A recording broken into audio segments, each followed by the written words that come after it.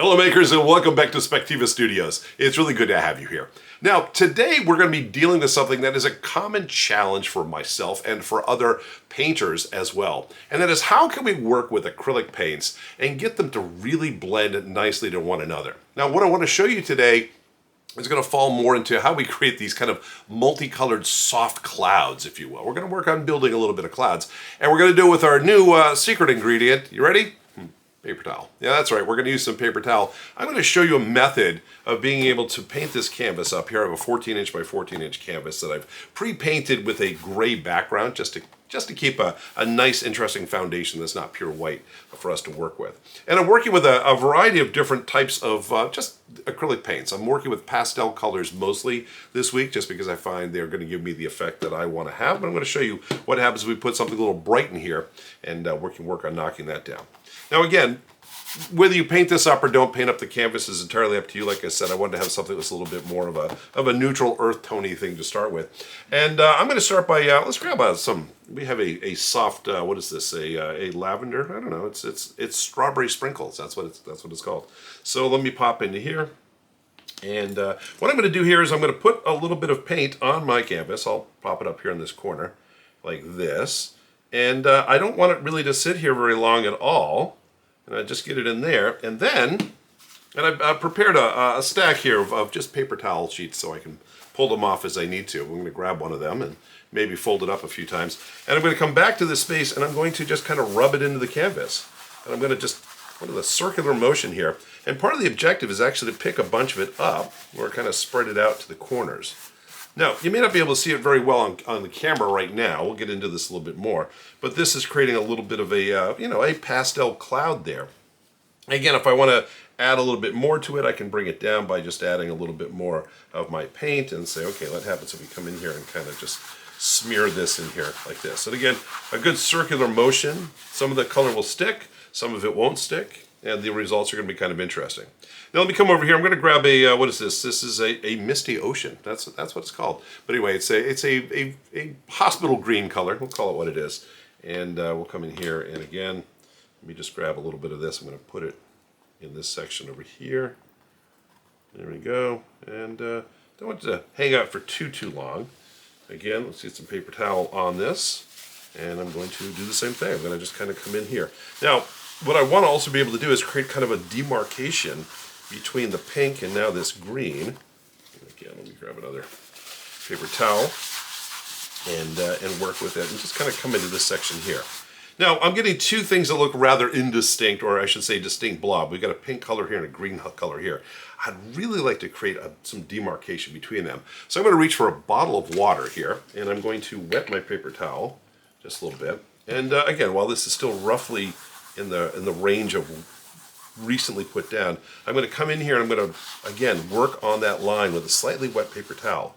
And I don't know if you can see it. Once again, I'm seeing it fairly well here in the studio, but the green and the pink have now intermingled beautifully instead of having just this is green over here, this is pink over here, which is not what I wanted to do. I did want to have something that really blended nicely. All right, let's do the same thing. I have a pastel yellow here, and it's fresh squeezed lemonade according to the label here. And let's get that over in this section here like that. And once again, we are going to create a swirling motion here. And we'll just bring that in there. And again, if we need to use more than one paper towel, we will do that as well. And again, I want to be able to create some sort of mixture here between the green and the yellow. And I'm getting some very clear, very clear boundaries here. So let's dissolve those boundaries with a little bit of water.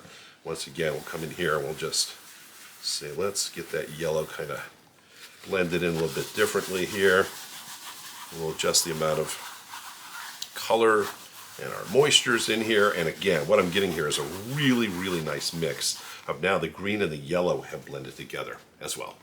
So that's kind of nice. Now, let me share with you a tip. I'm going to use a much bolder color. I have this blue here, which is, it's not subtle. Let's put it that way. So if I come in here and again grab a paintbrush and say, let's go and put some of this blue down. Maybe I'm thinking, this will look great. And it turns out, when I come in here and start mixing it, let's see, is that paper towel? is that it comes in, well, actually this one's doing a lot better than I thought it would. I've had some darker colors. Yeah, actually when this was blending, I've had ones that when they come in, they just kind of dominate everything. So maybe this isn't so terrible. That red will be a little bit harder to to put in there. And again, a wet paper towel. Whoops, let's not get too much water in there, Spider. Here we go. And come in here. Again, try to break this down. I'm getting kind of a subtle blue, which is not what I wanted. Let me see if there's another color we can work with here that's a little bit more obnoxious. That's what I'm looking for. I'm looking for a color that cannot be tamed. And this red will probably fit into that category as well. So let's get this in here. Yeah, this one's a little bit more so. There we go. And let's see what we can do with that in our paper towel. All right. Now here's the thing about this color, and again, this is what I was kind of hoping to get with the blue, is that again, it is a fairly dominant color. If that's a little bit more than what you want, again, we're going to use some paper towels while it's still wet to come in here and knock it down a little bit. And once again, that paper, I should say the water on our paper towel is going to be the thing that's going to make a huge, huge difference in getting these boundaries dissolved. We just don't want any boundaries here. We really want this to look like it all kind of just blends from one color to the next color very comfortably. Again, if we come in here and say, you know what, I kind of want to brighten this up a little bit, there's nothing to prevent us from coming back in and putting color in. So it's really kind of finding the balance between the colors that you have and thinking about how I can blend them with other things. Again, I think it's going to work here is to just again to kind of knock this boundary up here with the yellow. Blend different things in just as well as we can. Okay. And you'll find over time when you work with this, getting a sense of how each paint dries, what the drying time is, because once this gets fairly dry, you're not going to have as easy a time in getting this to blend as you might want. This is a I don't know, pickle green. I don't know what we're calling this. This is definitely a brighter green. I'm going to put down here in this corner here, and once again, it's party time. That's kind of a fun color.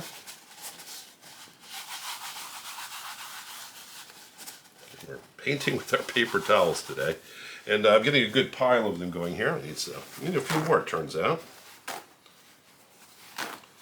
And once again, before this gets too dry, let's get a little bit of water on this one and just kind of knock down this boundary up here. And we'll blend it into the pink up here in this corner. And again, I don't want this color to be dominant, so a little bit of water will allow me to take some of this back off the canvas.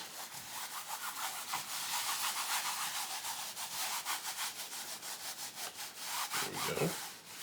And we're going to get some very interesting effects. And again, I'm going in kind of a circular motion. If you decided you wanted to kind of do some back and forth rubbing, you're again going to get some very different effects on what the end result is going to be. There we go.